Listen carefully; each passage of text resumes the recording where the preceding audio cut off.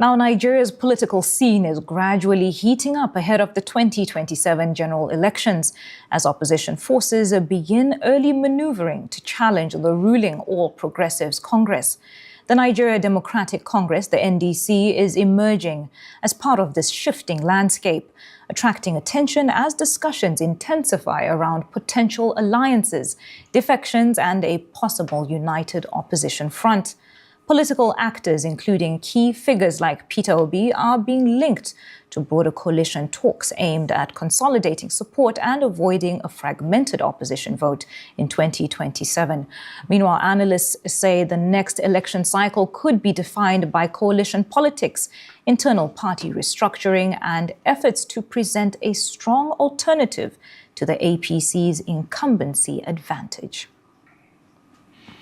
Now, Nigeria's political landscape is gradually shaping up ahead of the 2027 general elections, with fresh alignments emerging within the opposition space. Activist Aisha Yesufu has formally stepped into the partisan politics after joining the Nigeria Democratic Congress, NDC, where she has declared her intention to contest the Federal Capital Territory Senatorial seat in 2027. Aisha Yesufu, who rose to national prominence through the Bring Back Our Girls and NSAS movement, says a move is aimed at taking activism into formal governance and legislative representation. She joins us live on Daybreak this morning. Thank you very much, Aisha Yesufu, for joining us. Thank you so much for having me. You've been a collector's item in Nigeria's human rights activism, being an unrelenting voice, speaking truth to power consistently. Now, bringing activism to governance now with the ambition to clinch the Senate FCT seats. How do you intend to merge this together? Because most likely you're going to face some opposition because you look at what if you win, what your predecessor faced in challenging the Minister of FCT in some policy controversies. How do you intend to muster that gusto in maintaining your stance when it comes to policy matters within the FCT? Thank you so much for having me. I think for me, the first thing is the fact that understanding that I have used my constitutional right over the years, over a decade, to make demands. And right now I'm seeking for constitutional authority to then be able to not just make demands, but be able to be part of the solution towards, the problems that we face in our own country. Having said that, is that for me, first of all, we have not done our primaries. I'm not the flag bearer of our party yet. I hope to be, and I look forward to members of the party supporting me when we go to primaries for me to get that ticket.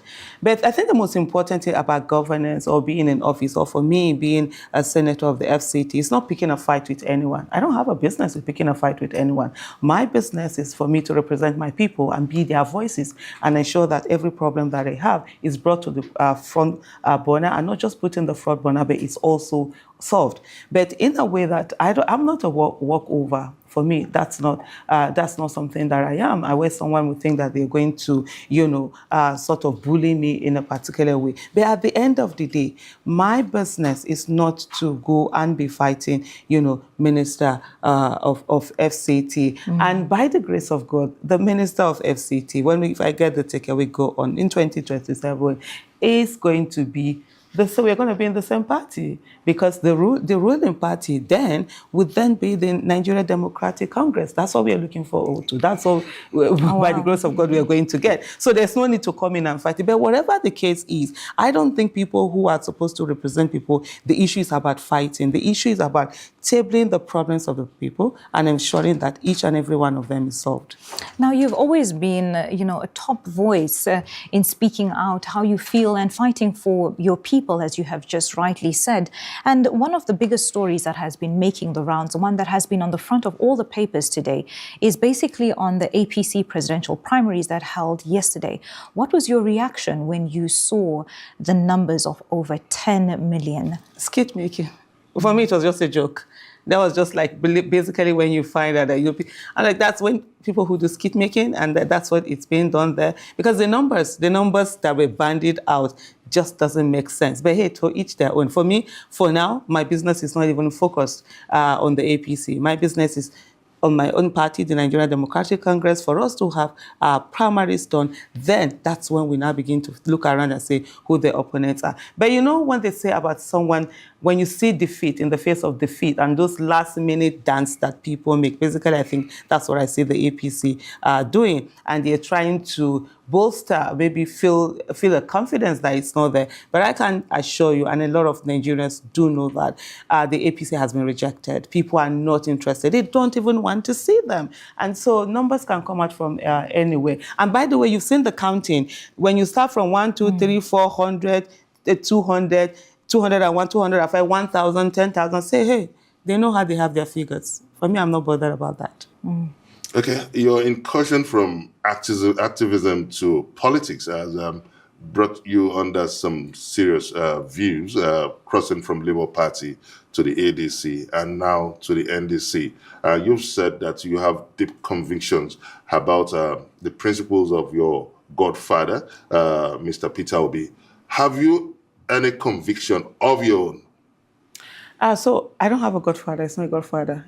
It's my principal. Someone that I work with. Tagging with. along with him, regardless of whatever decision he makes. Yeah, so I'll get to that. First of all, I was never in Labour Party, and I think I've said this repeatedly. I don't know whether I need to put it on my forehead. I was never a member of Labour. I was a supporter of Mr. Peter Obi. ADC, I was a member of the African Democratic Congress, and from there I moved down to the Nigerian Democratic Congress. For me, Alex said this, I gave my words to Peter Obi, and I see him right now as that person who has the empathy, who is patriotic, and who cares enough about Nigeria for him to work for Nigeria. And I'm going to do that because I'm selfish in a way. I want someone that gets into office, and I don't need to keep making demands. You understand? And when you're talking about politics, earlier you said I'm leaving, sort of like leaving advocacy or activism into politics. I'm not. I'm taking advocacy and activism into politics because for me as a lawmaker, if I get voted in by the grace of God, my number one business is holding the executive accountable. You can't come as a president. Mr. Peter Obi, being the president of the Federal Republic of Nigeria, cannot just come to the Senate with frivolous, application for loans. And now Aisha Yesufu, representing FCT by the grace of God, we just, give it to him. Are you an obedient supporter because of your ambition? I'm a Peter Obi supporter. And it's not because of my ambition, because of the person that he is. If it was because of my ambition, I would have run in 2023. In 2023, I was calling a lot of people to run. A lot of people wanted me to run. I said, no, my business is to focus, on getting someone that I feel is going to do everything to give Nigeria good governance, accountability, and transparency for him to be there. Then I can realize, because I tell you something, I kid you not, I'm a baby girl. You understand? This morning, I was coming out and I said to my husband, is it this your wife that you don't play with? See the way they are just tossing her? He said, Abi, I just wanted to say, let me take care of you. I'm someone who is babied. I literally do nothing, you understand, other than eat. That's the only thing I know. If I even ask, please feed me, I'll get fed. But when it comes to activism, we don't see that baby side of you. Exactly, yes. For me, I tell people I'm gentle until government looks for my trouble, and then you see ferocious, we come out. Why am I saying this? Because I didn't want to even run. I didn't want to serve for a very long time. It's been, ongoing because I feel, let me just be here. Sometimes I love to travel out of the country. I probably spend 3 months, 4 months. If you're in office, you can't do any of those things. But it got to a place where I felt a bit hypocritical in the sense that I keep asking people to run, but I never do the running. And for the first time in a long time, I said, okay, I'm ready to serve. Because leadership is about service. You understand? Let me give you an example. The way I talk and own my voice, I can't do that if by the time, I'm a public servant. Even right now, being a member of a political party has sort of like constrained me a bit. And I'll give you an example. When the Tinubu's anthem came out, I refused to stand for it. I only started standing when I joined the party, because now I joined the party, I have to follow the rules and regulation of the party. So it's those limiting things that I never wanted to happen. I got to a place where look, I can't keep asking people to do it. I'm ready to serve. And if the people of Abuja want me to serve, then I will go there and serve them diligently. One thing that I am never someone who follows someone, anyhow. No, if Mr. Peter Obi does something that it's not, I will stand. He knows I'll hold him accountable. So it's not about following someone or having a godfather or whatever. I'm a supporter as long as he aligns with what works for a better Nigeria and giving us good governance, accountability, and transparency. All right. Now, a big part of being in politics is also having a good strategy. Now, today we have the ADC that are holding their primaries, and a lot of people are looking forward to that, especially since we were talking about what happened yesterday, over the weekend, and the weeks that have passed.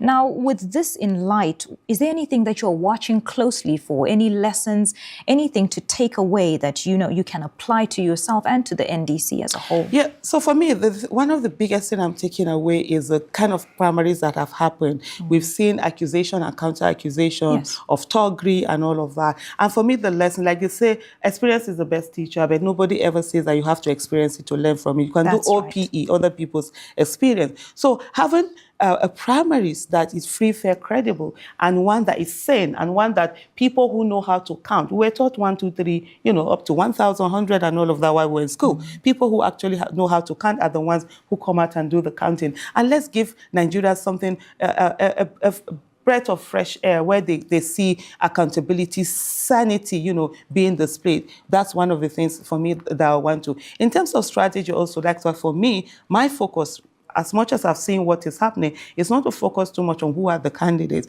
For my own sake, it's to focus on how do I emerge as a flag bearer of my own party, because there are other contestants. I see a lot of people just assume that, oh, Aisha Yesufu, you've automatically gotten the ticket. No, that's not the case. There are other contestants, and I'm going to be there. I'm like telling people, please come out to vote during our primaries, our members, and stand there. And if you want me to be the person who becomes a flag bearer, stand behind that. But I'm very, I have confidence in the fact that the Nigerian Democratic Congress, in the leadership and the way they have handled their affairs, wanted to make that difference, be that difference, and give Nigerians a reason to smile again. Okay.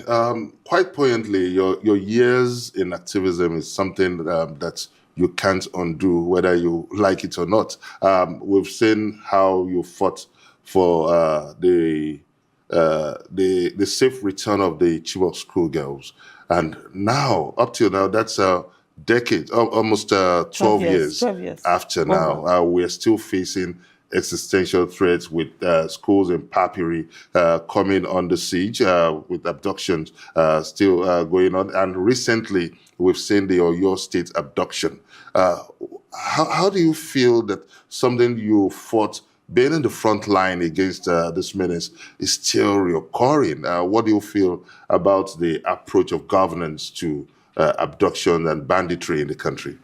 I think my heart was broken on April 14, 2014. And it really, it hasn't changed. And the most heartbreaking part of it all is seeing how Nigerians could not unite over the fact that 276 schoolgirls were taken away. We turned it into, people made it political. No, where are they from? Where are they not from? It's about the president and not the president. Nobody bothered about the fact that children that we had sent to school that were under the care of government had been taken away. And by doing that, what we ended up doing as citizens was that we gave the government enabling environment for them not to abdicate their responsibility and give the terrorists, to embolden them and continue to do what they're doing. And that's where we are today. By 2018, we at the Bring Back Our Girls movement, and even myself personally, realized that if we just keep on making demands and don't focus on good governance, accountability, and transparency, that these cases will continue to go on. And that's why we constantly have, over time, tried to get in people who we take, security as very important, because the primary responsibility of any government is the protection of lives and properties. And any government that does not protect the lives and properties of its citizens, it's not fit to be called a government. And this is where we are today. And if we do nothing about it, it's going to continue. I see people, how outraged people were, unfortunately, at one of the teachers that was killed and was decapitated. And the same thing had happened to Seifura in 2018. The terrorists had given 30-day warning to the government. then Buhari-led government, and they did nothing. And she was actually killed, and Nigerians moved on. You know, the fact that we have lost our empathy as a people, we do not want to take on the pain of others. We wait until it happens to us before we are outraged. It's part of the problem that we're facing now. And there's something I always say: yesterday's victims were once survivors. Today's victims were yesterday's survivors, and tomorrow's victims would be today's survivors. Who is next? Now, to speak in line with what you're saying on issues of terrorism and the security situation that is dwindled to absolutely nothing in the country, we had a report today that said that troops of Operation Hadin Kai had rescued 92 kidnapped civilians in Borno State. I believe this happened yesterday or the day before. What do you have to say to this? Does this kind of show that security is working in some forces but not in others? Because this is not an isolated incident. We've had a few situations where we've had some troops rescue some civilians. So what is your response to all of this? So for me, my response is well done to the troop rescuing this hostages, kidnapped victims. The first question is, where is the accountability? For the first time, do we have this rescued? Who are they? Are they really rescued? Because we've seen the Nigerian army has recanted so many statements that you get to a place, unfortunately, which is not supposed to be, you begin to distrust them. Do we really have, or is it that just to put something out and pacify the public? I remember in February 2015, when the military had said they had rescued, some people, and we were asking, there were certain people that were rescued, that were abducted in December 2014, and when we were asking, are they part? What about them? They said they were part of it. But with the Bring Back Our Girls movement, with the Chibok girls, because we had their names, we could also check. But they would also say, these people are in there. And then you're not sure of it. But one of the things that we've asked for, even as a movement, was that there should be a missing person register. Since 2015, we've been demanding for this. It hasn't gotten anywhere. So that every Nigerian that is abducted, there should be a register. And if that person is rescued, we should know who it is that was rescued. Now you have numbers, 92 were rescued. Who are they? When were they abducted? And how many more do we have out there? How many more are they looking for? All we want in Nigeria is for people to be safe. But of course, you have seen, a situation we have today where Mr. Tinubu doesn't care, doesn't speak on this issue, moves on, nobody bothers. The life of a Nigerian citizen it looks as if it's not worth anything anymore in Nigeria. Okay, let's look at the political landscape now. A lot of people have said that the best way, the most feasible way to oust the incumbents at the national level, that's talking about President Bola Tinubu, is a strong political coalition of opposition. The breaking away from your group, that's the Peter Obi group, to the NDC, for some people signals a kind of political setback in this mission, because people have argued that it's only a coalition of political opposition that could do this formidable competition against the incumbents. How do you feel with being fractured into the NDC?